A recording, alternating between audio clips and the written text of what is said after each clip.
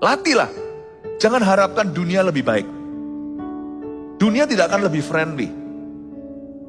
Kita akan ditempa tahun ini. Kiri kanan digeser, Anda tidak akan pernah tergeser. Kenapa? Karena Anda berdiri pada pihak Tuhan. Bergaulah dengan Tuhan Yesus. Anda akan melihat kuasa. Meskipun kuasa Tuhan itu tidak akan membuat hidupmu tanpa masalah, tapi kuasa Tuhan itu membuatmu bertahan dalam masalah. Bukan berarti tanpa peperangan kemenangan itu terjadi.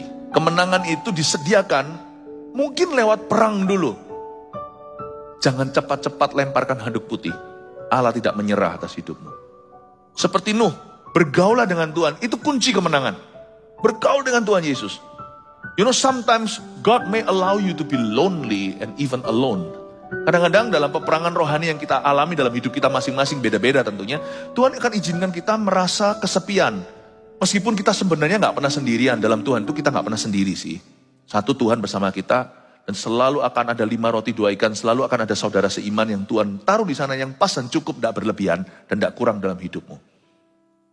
Kalau saya menoleh dalam hidup saya, gak pernah sekalipun saya ditinggalkan sendirian, gak pernah. Tuhan selalu ada orang-orang dalam hidup saya. Kadang-kadang orang-orang yang kita duga mengecewakan, tetapi orang yang tidak terduga bisa datang menghiburmu. Pokoknya dalam Tuhan itu gak pernah kurang orang, Tuhan itu gudangnya orang. Makanya di Yesaya dikatakan orang-orang yang merombakmu, yang merusakmu akan menjauh, tapi orang-orang yang membangunmu akan datang dekat. Jangan pernah Anda merasa minder, merasa kecewa, mau bunuh diri dan sebagainya, karena selalu akan ada orang yang berkata, I believe in you. Dan kadang-kadang orang-orang tersebut, orang-orang yang tidak ada dalam kamus kita. Tapi selama ada Allah di dalam hidupmu, Anda tidak akan pernah kekurangan manusia yang dari Tuhan dalam hidup Anda. Selalu akan ada.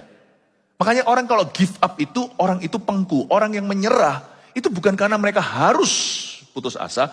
Orang-orang yang akhirnya lemparkan handuk putih, itu pilihan mereka.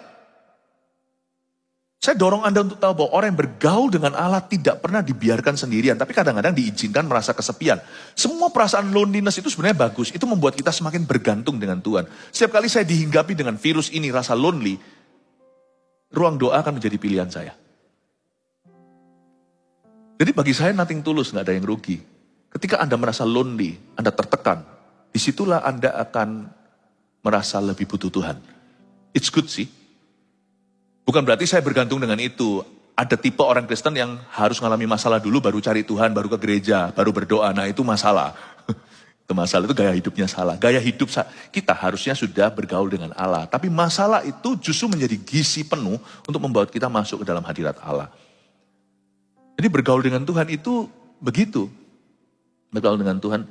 Kadang-kadang bergaul dengan Tuhan itu Tuhan ajak kita jalan melewati ular tedung dan anak singa. Tapi itu indahnya. Saya merasa bahwa perasaan lonely itu kadang-kadang sama Tuhan memang diizinkan. Padahal ada manusia-manusia yang Tuhan kirimkan. Tapi kadang-kadang Tuhan putus hubungan. Putuskan hubungan itu sementara dalam satu periode waktu untuk membuat kita cari Tuhan dulu.